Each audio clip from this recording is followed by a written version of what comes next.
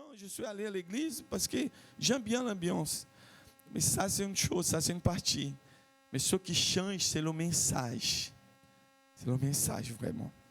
Et cette conviction que notre Dieu, il nous aime. Et cet amour, vraiment, il est versé sur nous. Parce que nous, qu'est-ce qu'on avait fait vraiment pour être sauvés? Qu'est-ce qu'on avait fait pour être sauvés? Nous ne sommes pas sauvés pour les œuvres, nous sommes sauvés par la grâce du Seigneur qui est venu sur nous. Il est versé vraiment pour nous transformer. Existe vraiment cette vérité. C'est une vérité. Parce que l'homme, il ne pouvait pas être sauvé pour lui-même. C'est comme j'ai donné l'exemple de la mer. Elle ne pouvait pas être ouverte vraiment tout seul, avec un effort de quelqu'un. Non, il y a une action divine. Le Seigneur, il va vraiment faire des grandes choses dans votre vie. Et crois vraiment en lui. Crois pas en toi-même. Si tu crois en toi-même, va arriver un moment où tu vas être déçu. Moi, je dis souvent, peut-être il y a des gens qui disent, oh, pasteur, super, vous êtes... Je dis, attends quelques jours. Si tu vas être déçu, on joue avec moi, sois déçu déjà. Parce qu'un jour, tu vas être déçu. Ici, avec tout le monde. Ce n'est pas qu'avec moi. Parce que nous sommes pleins de défauts. Mais il existe un Dieu tout-puissant qui nous a donné la vie éternelle. Amen. Lui, il est parfait. Lui, il n'a pas de faute. Lui, il est vraiment, comme on dit, il est top. Notre Dieu est bon. Lui, il est. Nous, on a plein de défauts. Mais le Seigneur nous appelle, vraiment, parce que le Seigneur, la façon que le Seigneur nous regarde, c'est une façon qui, nous, on a besoin d'être transformés, bien sûr. Mais le Seigneur nous regarde avec un regard d'amour. Qu'il voulait nous accepte. Ce n'est pas qu'il voulait nous laisser comme nous sommes. Il voulait nous transformer. Nous sommes acceptés pour lui. Mais lui, il ne va jamais nous laisser comme nous sommes. C'est pour ça qu'il existe une transformation. Cette transformation, ça se passe au moment que tu marches avec lui. Tu marches avec lui. Le Seigneur va, et là, il est en train de nous transformer. Amen. Amen. Alléluia. Alléluia. Fais un peu chaud ici. Hein? Mais c'est le Saint-Esprit aussi. Amen. Le Saint-Esprit, il chauffe. Le feu, c'est un symbole du Saint-Esprit aussi. Amen. Moi, je ne réclame pas de chaleur. Pourquoi? Parce qu'on passe tellement de fois ici. En Europe, on a une période longue, assez longue vraiment d'hiver. Oui, c'est vrai.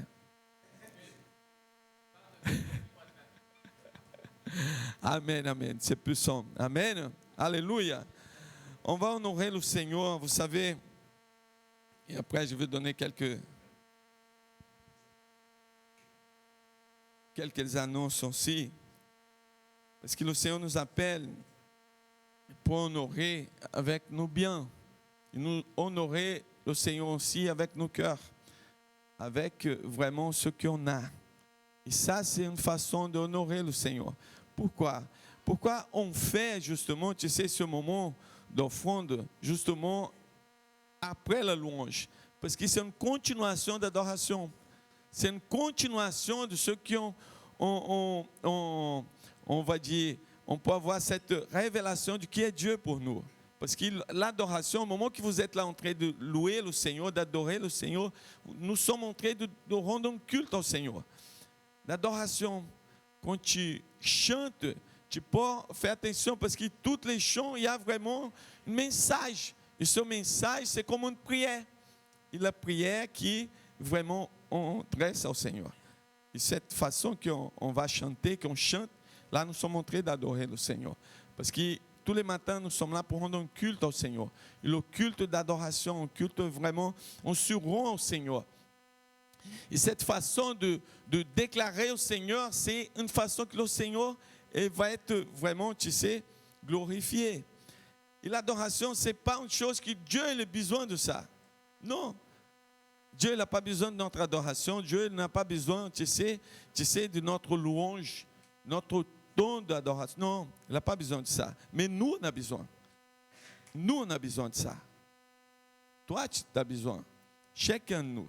Pourquoi? Parce que c'est à travers de ça qu'on va mettre chacun à sa place. Chacun à sa place. Tu sais, Dieu, il est là à sa place et nous sommes là. Parce qu'il existe aussi cette révélation que nous, on a besoin du Seigneur. Et on a besoin de certaines choses que je dis, mais pourquoi? Dieu, c'est quelqu'un qui c'est comme, il a besoin de recevoir quelque chose. Non, il a tout. Il est vraiment le Dieu Tout-Puissant. Mais nous, on a besoin. On a besoin d'être travaillé, d'être transformé dans notre esprit. Amen, dans notre vie. Il y a une chose que j'ai envie de partager, c'est le livre de Jean. Le livre de Jean, chapitre 6, qui a le verset 8, verset 9. Ça, c'est un passage qui parle justement de la multiplication de pain et de poissons. Mais là, quand tu prends vraiment, ça, c'est un passage, quand tu vois l'importance de ça, tu vois l'importance dans la Bible. Et ce que Dieu est en train de parler avec nous. Parce que tu vois que ce passage, elle parle du même événement dans les quatre évangiles. Et c'est que ce passage qui parle dans les 4 évangiles. Et là, tu vois l'importance et pourquoi le Seigneur nous appelle pour attirer vraiment attention à ce passage. Parce que là, il y a plein de choses. Parce que d'abord, il y avait, tu sais, un moment de difficulté. Et là, il devait justement nourrir. La Bible dit qu'il y avait 5000 hommes. Mais là, sans compter les femmes, et sans compter les enfants. Et surtout, à cette période-là, il y avait beaucoup d'enfants. Tu imagines? Il pouvait arriver même à 25 000 personnes. Et là, il n'y avait pas vraiment de quoi nourrir tout ce peuple. Et là, Jésus, il savait vraiment quoi faire. Mais il y a quelque chose qui se passe, c'est qui m'attire beaucoup l'attention, c'est qu'à partir du verset 8, dit, un de ses disciples, André, frère de Simon, Pierre, lui dit, il y a ici un jeune garçon qui a 5 pains d'orge et 2 poissons. Mais qu'est-ce qui sait cela pour tant de gens? Qu'est-ce qui sait vraiment tout ça pour nourrir tellement de gens qu'il y a ici? Qu'est-ce qu'on va... Parce que j'imagine quelque chose, parce que je suis sûr que dans ce milieu de gens, il y avait encore des gens qui avaient des poissons et des pains. Mais ils n'ont rien dit. Et non, je vais donner. Tu imagines? Pourquoi ils n'ont pas amené? Ils pouvaient amener son goûter. Pourquoi ils n'ont pas amené son goûter pour toute la journée? Non, je ne vais pas donner. Mais là, ils ne savaient pas quoi faire. Ils ne savaient pas vraiment qu'est-ce que Jésus pouvait lui faire à travers cette situation. J'imagine une chose. Là, il y avait le cœur de quelqu'un qui a décidé de donner. De croire vraiment qu'est-ce que le Seigneur pouvait faire avec. Je vais te dire quelque chose. Peut-être, je ne sais pas si vous avez vu déjà des situations comme celle-là. Parce que là, vous imaginez, ce garçon, il a donné ce qu'il avait. Mais les autres, ils ont gardé. Mais à la fin, ils ont vu la multiplication. J'imagine qu'il y avait des discussions entre les autres et dit, ah, mais si je savais, j'avais donné aussi. Si je savais que Jésus il allait faire ça, je pouvais donner aussi. Il a perdu l'occasion. Ils ont perdu l'opportunité d'être utilisés comme un instrument pour avoir un miracle. Là, tu vois la puissance. Parce que là, existe des situations comme celle-là. Si je savais, j'avais donné. Si je savais qu'il allait vraiment avoir une multiplication, et en plus dit qu'à la fin, ils ont parti avec aussi 12 paniers de poissons et de pain aussi. 12. Parce que ce que Dieu fait, ce que le Seigneur il fait, c'est en abondance. Tous de Dieu, c'est en abondance. Le Seigneur, il fait le miracle et dit, voilà, il y a encore en plus. C'est comme la transformation de l'eau en vin. Qu'est-ce qui s'est passé? C'est que le Seigneur, il a fait vraiment Elle a transformé de l'eau en vin. Avec eux, elle a donné le bon vin. Le meilleur. Le meilleur qu'il y avait. Et c'est ça la façon que le Seigneur le fait. Ce Seigneur nous appelle vraiment pour croire en lui. Croire en lui. Croire vraiment en lui. Parce que ce garçon, il était utilisé. Il était utilisé pour nourrir toute une foule. Et le Seigneur nous appelle aussi pour vivre tout ça. Le Seigneur nous appelle pour avancer, pour avoir un cœur disposé, un cœur vraiment généreux. Parce que ce garçon, il avait un cœur généreux. Il avait un cœur vraiment qui pouvait le donner. Il dit, je crois que Jésus va faire quelque chose. Je ne sais pas ce qui va se passer, mais le Seigneur va transformer. Et c'est le même cœur. Amen. Qu'on va donner notre offrande, qu'on va donner notre dîme. Parce que, tu sais, la dîme, c'est quelque chose que tu donnes comme vraiment un compromis. Tu es vraiment en train d'assumer, vraiment, de dire, moi, vous pouvez compter avec moi, avec cette offre, avec l'offre de Dieu. Vous pouvez compter et on va gagner beaucoup de gens. Et on va ouvrir des églises, on va ouvrir des églises, on va arriver vraiment. Et on va avoir beaucoup de cellules qui vont être ouvertes. On va avoir vraiment une croissance vraiment de l'église du Seigneur ici en France. Amen. Alléluia. Gloire à Dieu. On va se mettre debout.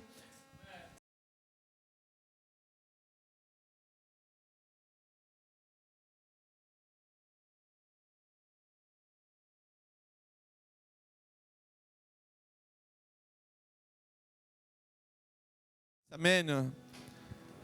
Les frères et sœurs qui sont en train d'utiliser la machine, ils vont venir. Amen.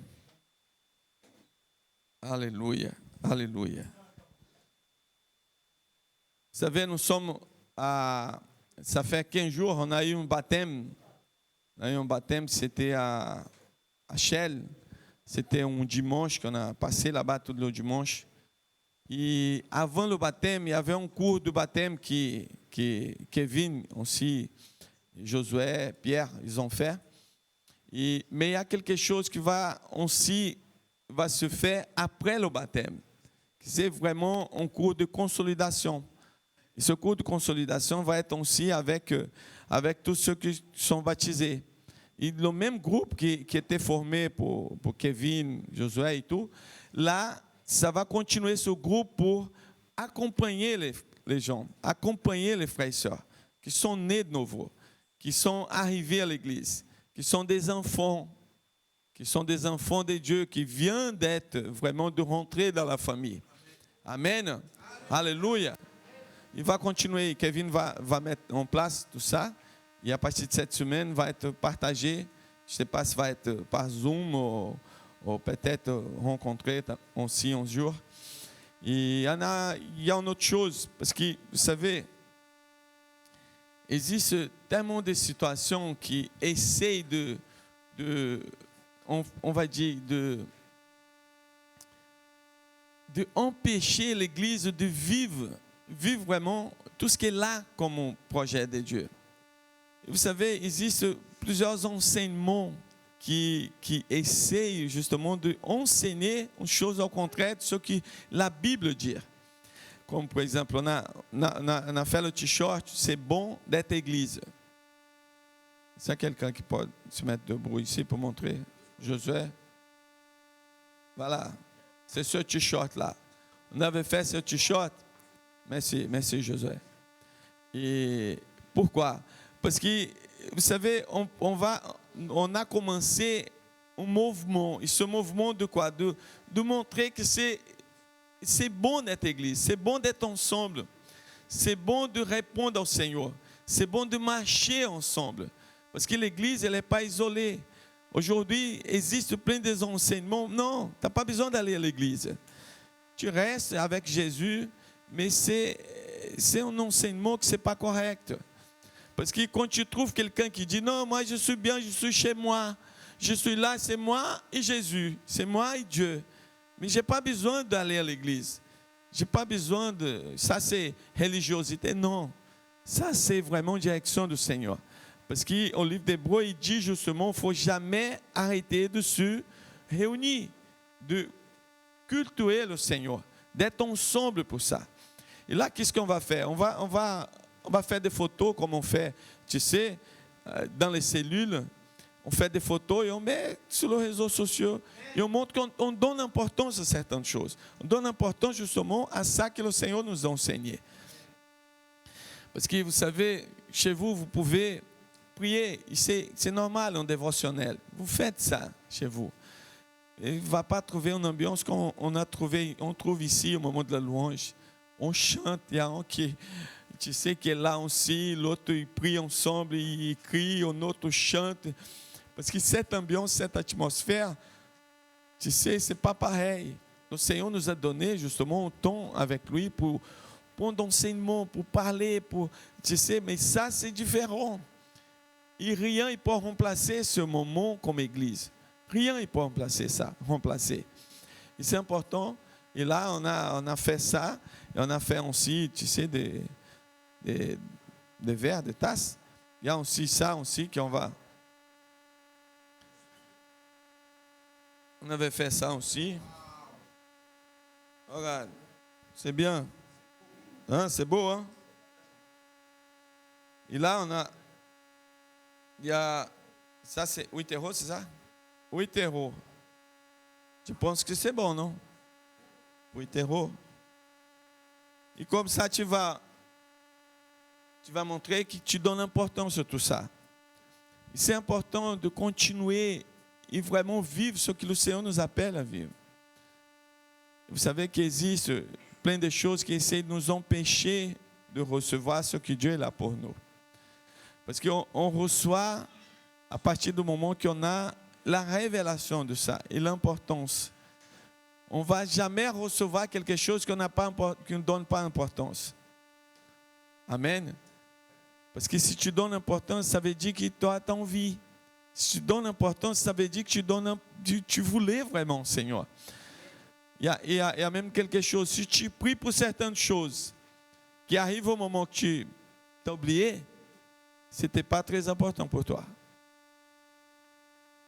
Ça, c'est un bon signe. Ce n'est pas que vous avez compris.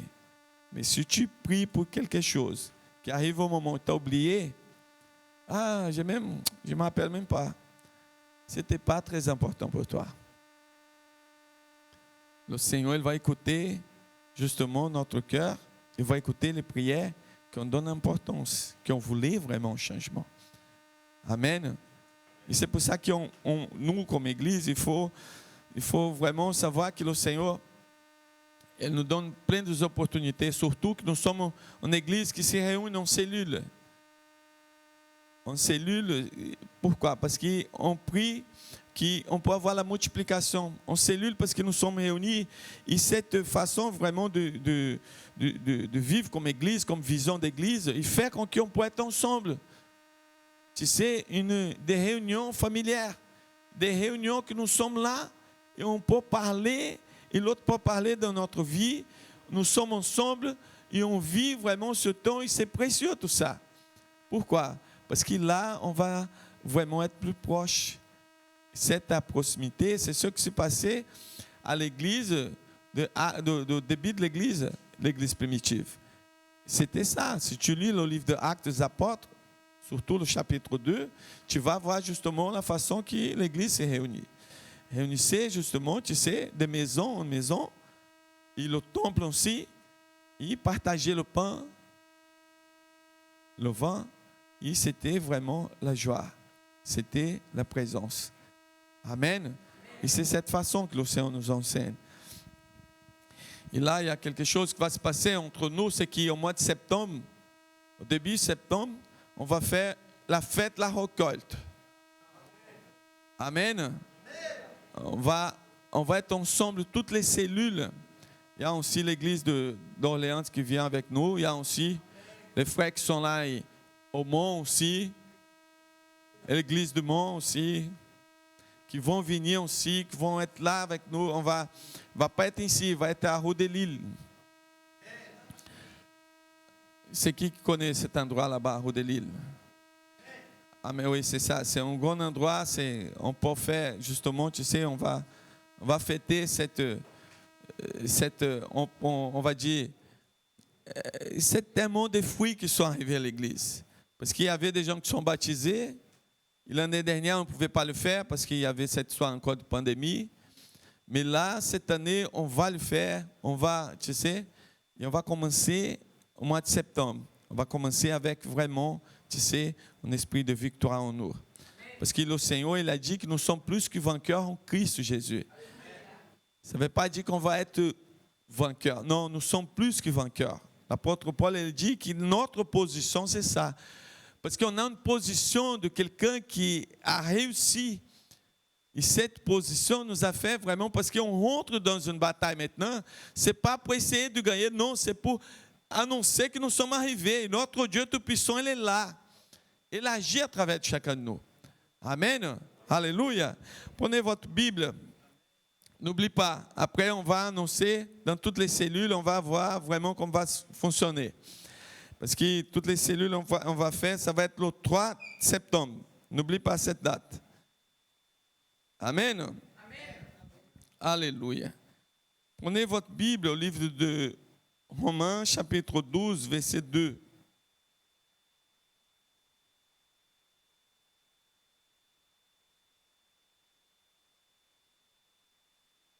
On va lire avant on va lire Romains 8, 29.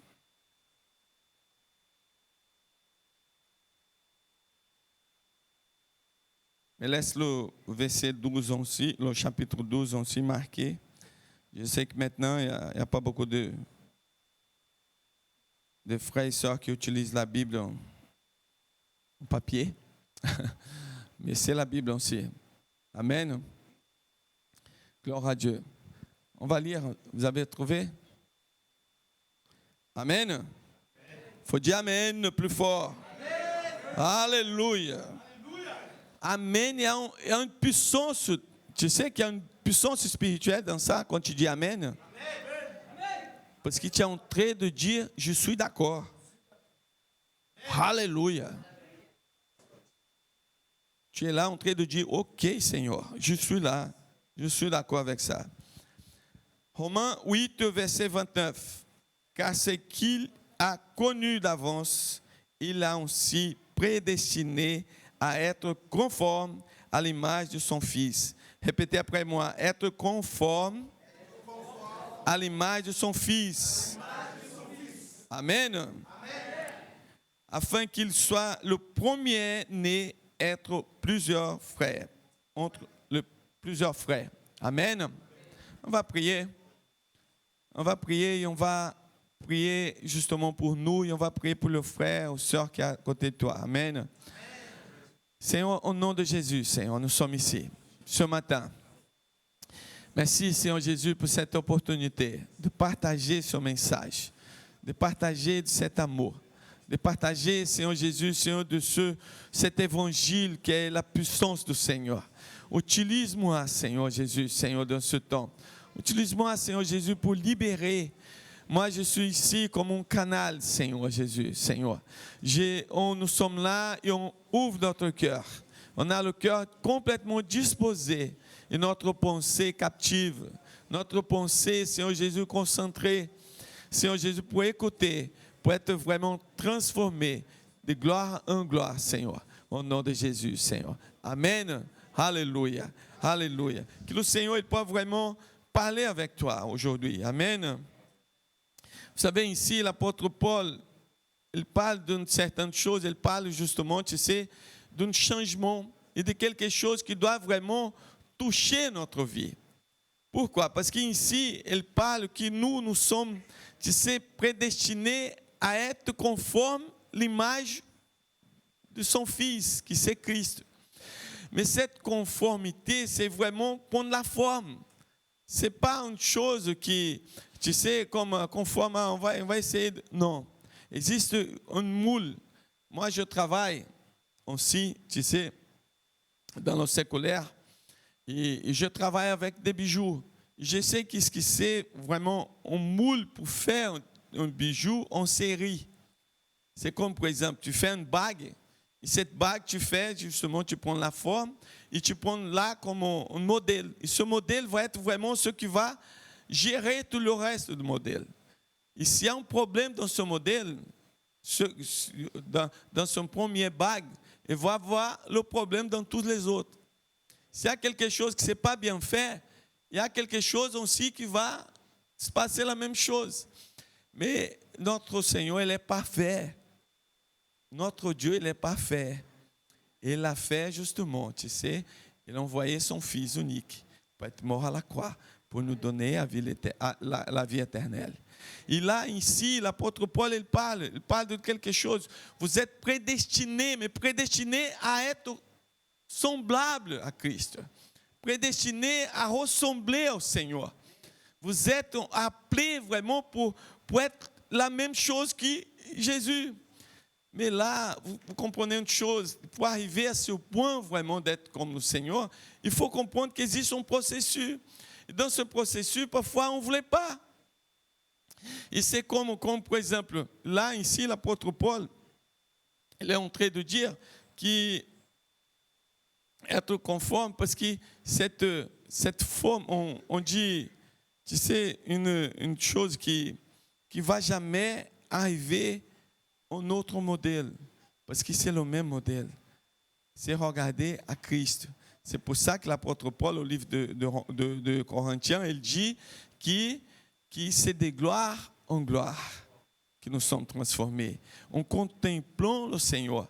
Tu contemples le Seigneur, tu regardes vers lui. Regarde vraiment le moule, regarde le modèle. Et ce modèle va vous amener justement, tu sais, à être ressemblable, à être pareil que lui. Tu sais, avec notre attitude, c'est pas le visage. C'est pas le visage. Ici, la Bible, elle n'est pas en train de dire, bon, écoute, c'est le visage qui va ressembler vraiment, waouh. Parce que quand tu vois, tu sais, parfois les dessins aimer Jésus comme, tu sais, quelqu'un qui est blond, avec les yeux bleus, avec, tu sais, long comme ça, une barbe bien gentil comme ça. Jésus n'est pas comme ça. Jésus, c'est le roi. C'est un homme. Il est fort.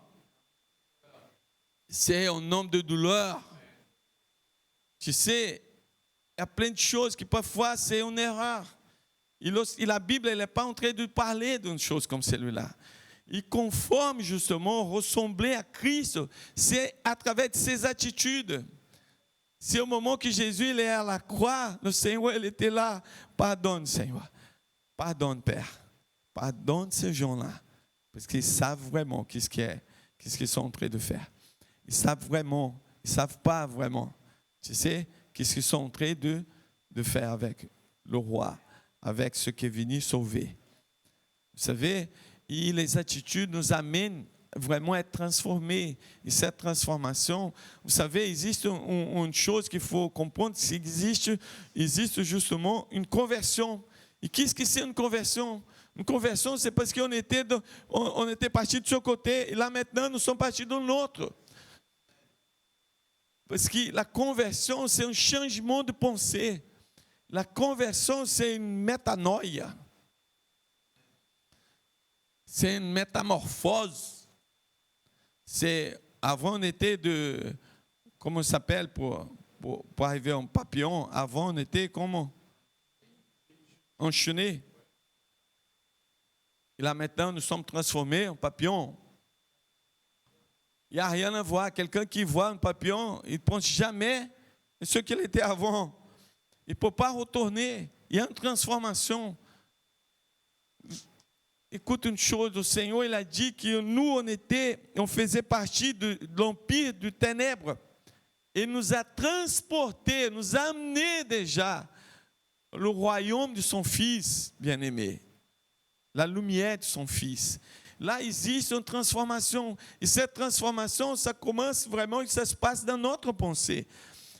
Parce que notre pensée, c'est un champ de bataille pour l'ennemi. Notre pensée, c'est un champ de bataille. Si l'ennemi gagne ce champ, il gagne tout le reste. C'est la même chose quand tu vois, justement, tu sais, quelqu'un qui, je ne sais pas si vous avez vu déjà, déjà eu cette expérience de voir quelqu'un qui était possédé d'un démon. Personne n'a vu? Quelqu'un qui n'a pas encore vu, ils vont voir.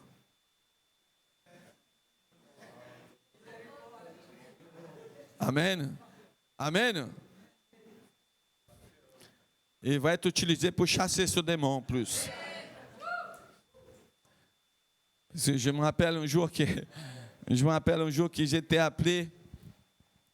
Et vous savez, le diable, il sait qui vous êtes. Hein? Et vous connaissez aussi. Vous connaissez aussi. Parce que je me rappelle que j'étais là, j'étais en train de préparer pour venir au culte. Et un frère m'appelle, il a dit, pasteur, il y a un problème chez moi. Enfin, qu'est-ce qu'il y a?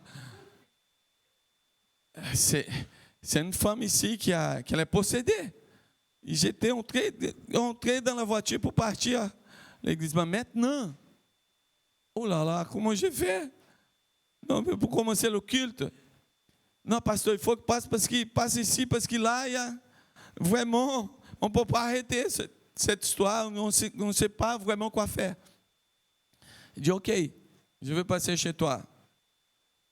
Mais et là, je suis passé, quand je suis arrivé là-bas, ce qui était intéressant, c'est que lui, il m'a raconté après, il a dit, c'est vraiment une chose bizarre, pasteur. Au moment que vous étiez en train d'arriver et monter l'escalier, le démon, il a dit, il arrive. Il est en train de monter l'escalier. Le démon, il a parlé de ça. Tu sais une chose, le ciel, il sait qui vous êtes, mais le diable aussi, il sait qui vous êtes. Et là, il est trouvé étrange. Pourquoi? Parce qu'il a dit, le diable, il a dit au moment que vous allez, vraiment, vous étiez en train de monter l'escalier. Vous savez, l'église du Seigneur, elle a le pouvoir que vous imaginez même pas. L'église du Seigneur, elle a le pouvoir pour détruire les œuvres du diable. Mais ce n'est pas toi, mais c'est l'église, c'est le Dieu Tout-Puissant qui a en vous. Et là, tu sais, dans des situations comme celle-là, tu comprends vraiment qu'il y a une puissance qui vit en toi. Je me rappelle que là, je suis passé, là, je chassais ce démon, et bon, ok, ciao, parce que j'ai besoin d'aller à l'église, j'ai besoin de commencer le culte. Mais j'ai gardé ça, pourquoi? Il faut savoir une chose, le Seigneur nous appelle vraiment pour des grandes choses. Mais toutes ces grandes choses, il va vraiment, tu sais, vous amener à maturité, de ressembler à Jésus. Parce qu'il y a vraiment le but, c'est qu'on peut vraiment ressembler à Christ. Parce que le mule, c'est Christ, c'est lui. Et Jésus, avant, il était le fils unique.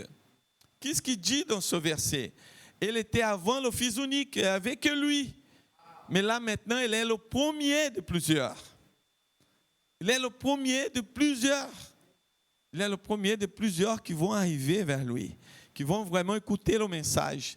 C'est à travers le message. Parce que le Dieu Tout-Puissant, il était vraiment, tu sais, unique. Il pouvait vivre tout seul. Mais il a décidé de nous aimer. Il a décidé de ne pas vivre tout seul. Il a créé justement une église. Et le peuple de Dieu. Amen. Qui symbolise, mais là, nous sommes ressemblables à lui. Nous sommes ressemblables à Christ. Mais ce qui est ressemblable à Christ, ce n'est pas que l'autorité, mais il y a certaines choses aussi que le Seigneur il voulait nous amener. Ils sont des choses qui vont se passer dans notre vie, que tu vas voir, waouh, c'était nécessaire. C'était nécessaire de passer tout ça. C'était nécessaire, peut-être tu vas voir après. Waouh, pourquoi je ne suis pas passé par là, mais je suis passé de l'autre côté. Et au moment que tu es en train de passer, tu ne sais pas exactement. Je me rappelle que, vous savez, il y a quelque chose qui s'est passé avec moi.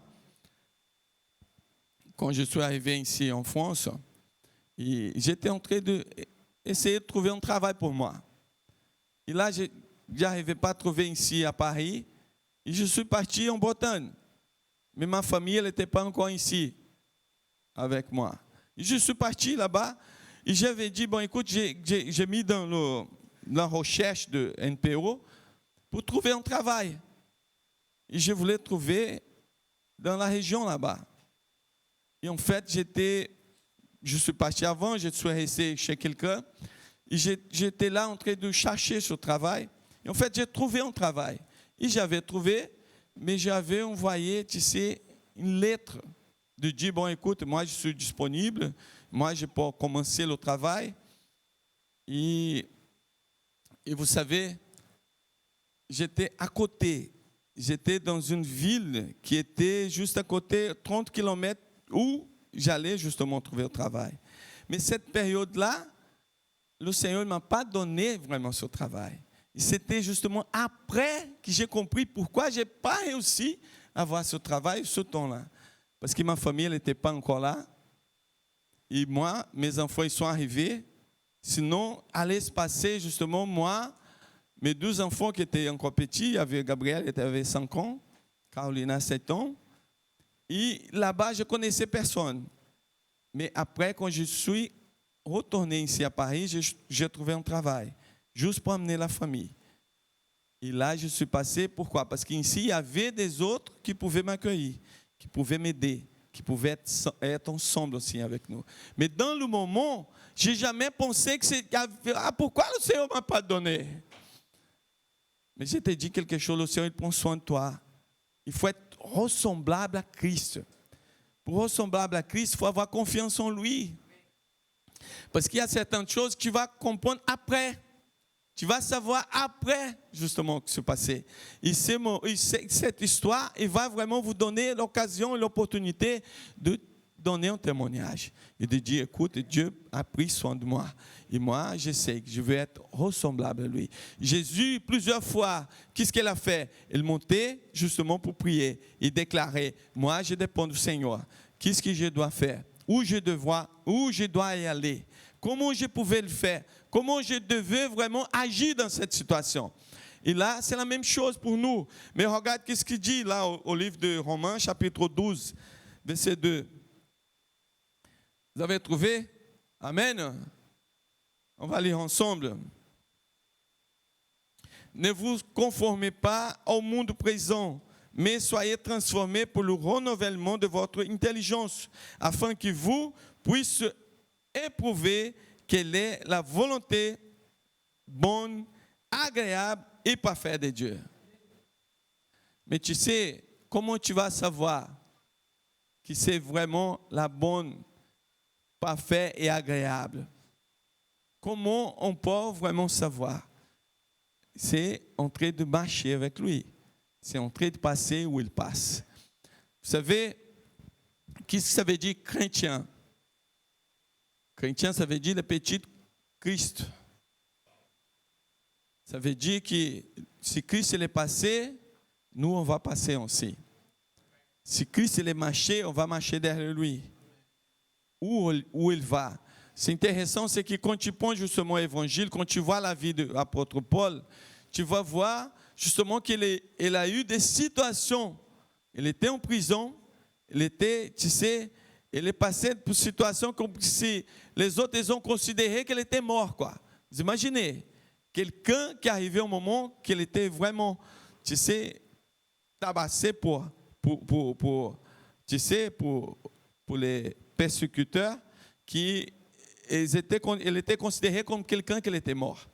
Et là, tu imagines, à aucun moment, à aucun instant, il était là en train de dire, ah Dieu, tu m'as abandonné, regarde où je suis maintenant, regarde ma situation, regarde là maintenant qu'est-ce que je fais.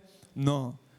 Après, il se levait, il allait encore prêcher dans un autre endroit. Aller dans un autre endroit pour annoncer vraiment ce que Christ avait fait. Parce que qu'est-ce qu'il annonçait? Il annonçait ce que Christ avait fait à la croix. Parce que c'est ça le message. Il y avait quelque chose qui se passait à la croix. Il y avait un changement. Nous, on devait être là. Mais le Seigneur, il est mort à la croix pour chacun de nous. Et c'est ça le message qu'il prêchait. Quand tu prends le livre de Actes des Apôtres, il y a justement, tu sais, au moment qu'il essaye de montrer sa défense, il commence à parler de tout ce qui se passait. Tout ce qui se passait. Tu sais, pour arriver à ce point-là. elle a dit, elle a commencé à raconter l'Ancien Testament, elle a continué tout ça, elle est arrivée. Voilà. Maintenant, c'est Christ. Christ, il est vraiment le chemin. Christ, il est vraiment la vérité, il est aussi la vie.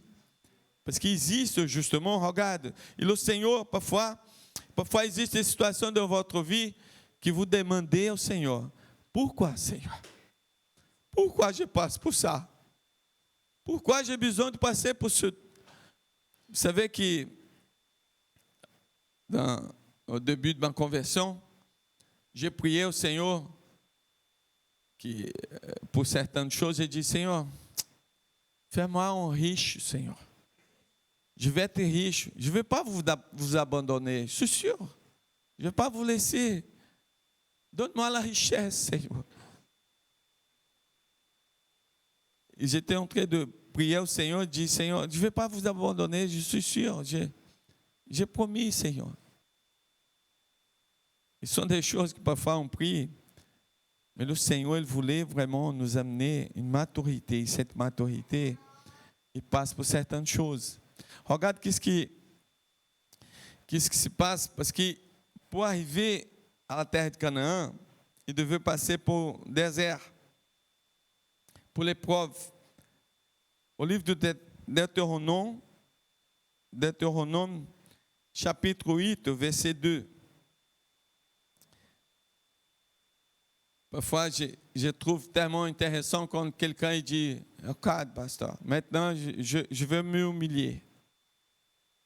Et là, quand il est en train de raconter, tu sais, une histoire, il dit, moi, je suis là, j'ai humilié, tu sais, moi, c'était même pas nécessaire. Mais moi, je suis là. Oui, d'accord, tu es vraiment. OK. Quand quelqu'un il est en train d'annoncer qu'il était dans une situation d'humilier, c'est parce qu'il pense qu'il n'est pas mérité ça. Il pense qu'il est tellement important qu'il ne doit pas passer par là. Il pense qu'il est tellement important que c'est un autre qui devait faire ça, mais pas lui. Moi, je suis tellement bon, je suis tellement bien que moi, je ne devais pas passer par là. Parce que, vous savez, après la mer rouge, la mer elle était ouverte, et le peuple d'Israël ils sont passés, c'est au livre d'Exode. En fait, il parle justement, tu sais, qu'ils ont traversé le désert. Mais le désert, c'est pour traverser, ce n'est pas pour rester là-bas. Le but, c'est d'arriver à la terre de Canaan. C'est d'arriver à la terre de la promesse. La terre que le Seigneur il avait promis.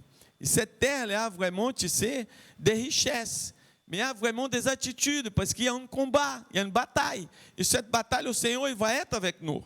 Et là, regarde, ici, parfois, tu passes, et tu dis, oh, Seigneur, mais je passe por un moment compliqué. Regarde le livre de Deutéronome, chapitre 8, verset 2. Pourquoi le désert? Regarde ici. Tu souviendras de tout le chemin de l'Éternel. Ton Dieu t'a fait pendant ce 40 années dans le désert pour humilier et éprouver afin de savoir si tu avais dans le cœur, si tu garderais ou non ce commandement.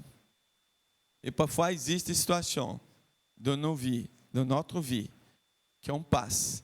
On dit, Seigneur, ça suffit. C'est bon. C'est suffisant. Mais le Seigneur il utilise ça pour voir vraiment où est notre cœur. Parce que, vous savez, dans cette semaine, je ne sais pas c'est qui était avec moi, parce qu'on a un moment de prière que j'ai fait à 6 heures du matin. Mais c'était un moment qu'on avait prié cette semaine. Et je ne sais pas si c'était jeudi ou vendredi. Je sais que le Seigneur m'a poussé beaucoup à prier pour la persévérance. Pour persévérer, justement. Et j'ai commencé à prier. Mais cette persévérance, ce n'est pas une persévérance pour continuer, pour tenir. Non, pour continuer à croire au Seigneur. Continuer à croire ce qu'il avait promis pour chacun de nous. Parce que le Seigneur, ici, le peuple d'Israël, ils étaient nécessaires de passer par là. Mais ce n'était pas vraiment un chemin pour rester là. L'épreuve dans nos vies, c'est pour nous amener à grandir spirituellement. Ce n'est pas pour nous écraser. Dieu ne va jamais faire quelque chose pour nous écraser. Le Seigneur, il fait des choses pour nous approuver, pour nous amener justement, tu sais, à être plus mûrs, à avoir plus de maturité. Et cette maturité nous amène à prendre possession de ce que Dieu est là pour nous. Parce que c'est à travers de la maturité qu'on va recevoir. Tu sais, peut-être, on peut même, on va dire, un enfant peut recevoir une voiture, mais il ne peut pas rouler avec. Il ne peut pas conduire cette voiture. Il faut avoir une maturité. Je vais te dire quelque chose. Peut-être il y a plusieurs choses dans nos vies qu'on n'a pas la maturité pour recevoir de Dieu. Le Seigneur nous a donné. Mais la position, elle est là. On a déjà la position. Mais le Seigneur, il voulait nous approuver. C'est pour ça que le peuple d'Israël, ils ont passé dans le désert. Ils ont passé justement, c'était même pas nécessaire de passer par là. Le Seigneur, il les a protégés. Dieu l'a tout donné. Le désert, ils ont passé le désert. Il ne manquait rien pour eux. Il y avait le manger, il y avait même les vêtements, les sandales, rien qui était abîmé. T'imagines la frustration des femmes? La frustration des femmes. Tu sais, ils ne changeaient pas le vêtement, ils ne changeaient pas le sandail, rien. Dieu l'a donné tout, préservé tout, quoi. Et là, tu imagines pour arriver à la terre promise. Cette terre promise, c'est ce que Dieu a pour nous. Mais le Seigneur, il appelle la terre promise de terre de repos. Le repos en Dieu. Vous avez le repos en Dieu. Vous avez le repos, justement. Parce que ça, c'est ce que Jésus avait. Parce que Jésus, justement, il y avait une occasion qui, lui, il était là, il a poussé les disciples à rentrer dans une barque. Il a dit pour passer de l'autre côté. Mais Jésus, il n'était pas présent. Et Jésus, il est monté pour prier. Il a vu de loin. Il a vu de loin. Tu sais, plein de choses qui essayaient d'arrêter l'église, d'arrêter le peuple. Et les disciples, ils étaient là dans la barque, il y avait une tempête, le vent qui était au contraire. Et ce vent, il était au contraire, Jésus il est descendu. Il a vu justement la difficulté. Et là, le Seigneur nous appelle justement qu'il existe des difficultés, mais on doit continuer parce qu'on doit être semblable à Christ. Semblable à lui. Il faut avoir confiance en lui. Avoir confiance en lui, c'est lui qui fait des choses. C'est lui qui va faire dans nos vies. Parfois, on pense que c'est à travers notre effort. Notre effort, c'est quoi? Croire. Si tu viens au culte le matin, le dimanche matin, c'est parce que tu crois qu'il y a quelque chose aussi pour toi. Ce n'est pas parce que non, je suis rien à faire, j'ai rien à faire. Non, il y a quelque chose. Viens avec un cœur disposé. Viens avec un cœur, justement, et tu crois vraiment que le Seigneur est en train de faire quelque chose. Et pour cette transformation, va se passer justement d'humiliation aussi. Va être humilié aussi. Mais il y a la victoire aussi. Parce qu'il y a le repos. Et vous savez, ici, Jésus il était là, il a vu les disciples, il est descendu, c'était quand Jésus il marchait, tu sais, justement sur l'eau. Je vais te dire quelque chose. Le Seigneur nous appelle pour le surnaturel. Surnaturel. Tu sais, la transformation, ce n'est pas une chose naturelle. La transformation, sinon, c'est l'homme qui fait. Si c'est une chose comme une règle, comme quelque chose de suivre, comme, tu sais, une chose qui doit vraiment accompagner, tu sais, ce n'est pas surnaturel. Surnaturel, tu ne peux pas expliquer. Une chose surnaturelle, tu n'arrives pas à expliquer. Non, c'est passé. Comment il va expliquer? Tu sais que la mer, elle était ouverte pour passer, et après, quand les autres ennemis, ils allaient justement passer, elle était fermée. Comment ils vont expliquer, tu sais, la guérison d'un aveugle de naissance? Comment ils vont expliquer quelqu'un qui était ressuscité après 4 jours? Comment ils vont expliquer justement, tu sais, tous les miracles? Tu sais que c'est passé parce que c'est surnaturel. Le Seigneur nous appelle pour vivre une vie surnaturelle. Il ne sait pas vraiment s'il va ressembler à Christ. Il faut dépendre du ciel. Ce n'est pas dépendre de quelqu'un. Nous sommes là pour aider un avec l'autre, pour marcher ensemble, pour être l'église du Seigneur. Et l'église du Seigneur, elle a besoin justement Il a besoin vraiment d'une intervention divine. Il a besoin vraiment d'une action du Seigneur. Amen. Amen. Alléluia. Tu peux secouer la personne à côté de toi et dire, il faut vivre le surnaturel. Amen. Vivre le surnaturel. Il y a une transformation. Tu sais, n'oublie jamais ça. Parce qu'une vie chrétienne, ce n'est pas une chose naturelle. Non. Le Seigneur, si lui l'a dit. Parce que si le Seigneur, si l'apôtre Paul il a dit qu'il c'est conforme à son Fils, qui c'est vraiment ressemblable à Christ, il y a quelque chose qu'il faut se passer. Parce que pour être ressemblable à Christ, il faut pardonner un peu plus. Il faut aimer plus. Il faut, tu sais, aller vers le Père un peu plus.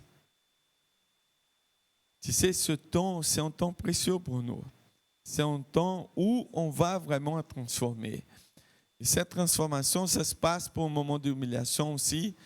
Parce que quand quelqu'un, il peut être persévérant, il faut aller contraire au confort.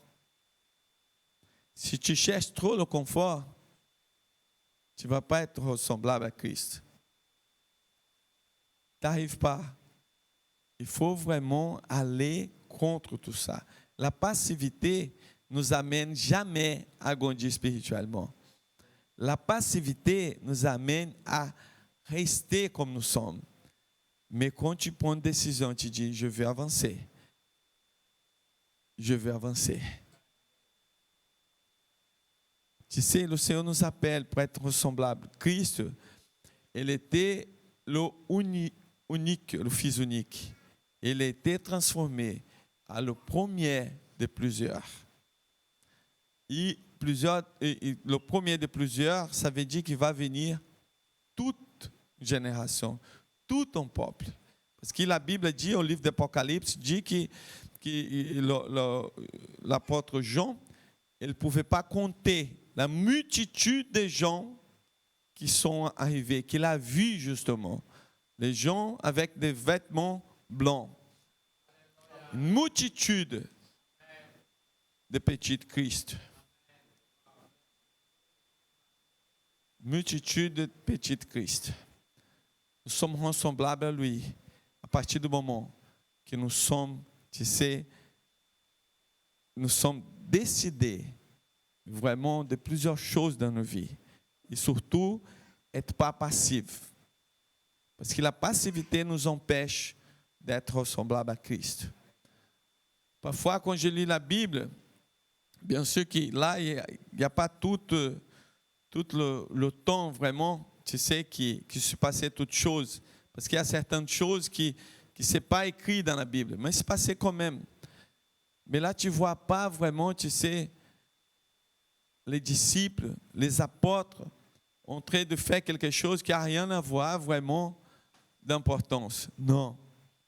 Ce n'est pas qu'il n'y avait pas un temps de repos, ce n'est pas qu'il n'y avait pas vraiment, mais il y a quelque chose qu'il faut montrer, c'est important ça pour moi. J'avais décidé plusieurs choses dans ma vie. Et une des choses dans ma vie, c'est que moi, je vais juste au bout. Je vais juste à la fin avec le Seigneur. Parce que l'apôtre Paul, il a dit, l'apôtre Paul, à la fin, il a dit, j'ai accompli ma course. J'ai arrivé à la fin. Maintenant, c'est la couronne de gloire qui est séparée pour moi, qui est préparée pour moi. Il y a une couronne vraiment de gloire pour chacun de nous. Mais il faut vraiment passer par là. En temps de désert, ce n'est pas le temps qu'on doit rester tout le temps. En temps de désert, c'est un passage. C'est un moment dans votre vie. Et ce moment va t'amener justement à la terre de Canaan. C'est là-bas qu'on trouve. Amen, la victoire. Alléluia. Amen. Alléluia. Amen. On va se mettre debout. Alléluia. Gloire à Dieu, Seigneur. Vous pouvez acclamer le Seigneur. Amen. Bien fort. Acclame le Seigneur.